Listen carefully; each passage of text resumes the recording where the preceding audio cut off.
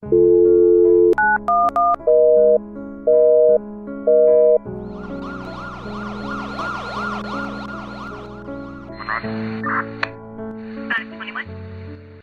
guys, welcome back to my channel. So for the notorious serial killer that we're going to be talking about next is in California, and I didn't want to choose one that we've previously talked about or one that's going to be in the bloody alphabet because I am going to be doing the bloody alphabet number 2. So the notorious serial killer from California that we are going to be talking about today is known as the Golden State Killer. The Golden State Killer is responsible for multiple burglaries, rapes, and murders that occurred in Northern California between 1970 and 1980. In 1976 to 1979, there was more than 40 rapes that occurred in Northern California, and this was attributed to the East Area Rapist. And in Southern California, in 1979 to 1986, the original Night Stalker would be accused of killing 10 people. However, in 2001, it would be known that the DNA evidence from all of these cases were linked to the same person, and it was known as the Golden State Killer. Up until 2018, the Golden State Killer was unknown.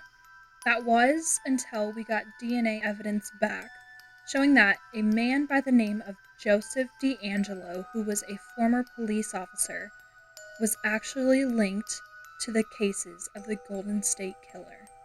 He was arrested and charged with 13 murders and various other crimes.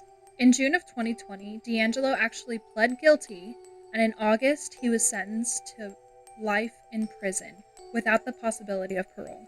Before he became a rapist and murderer, the Golden State Killer was actually responsible for multiple burglaries in Northern California in 1974 to 1975. When he would break into these homes, he would actually take small trophies from each home and would ransack the women's underwear drawer. In 1975, he attempted to kidnap a little girl. However, the father began to intervene and he was killed. The first reported rape from the Golden State Killer was in June of 1976. This took place in Sacramento, California. From this point on, he was known as the East Area Rapist and would attack multiple other women. During his crimes, when he would attack these women, he would actually stay in their house for hours, and he would take breaks to go eat or cry. He usually targeted women and children, and his 2 youngest victims were 13 years old. However, in 1977, he began attacking couples. He would often break into these houses with couples, and he would make the woman tie up the man and play like games with them.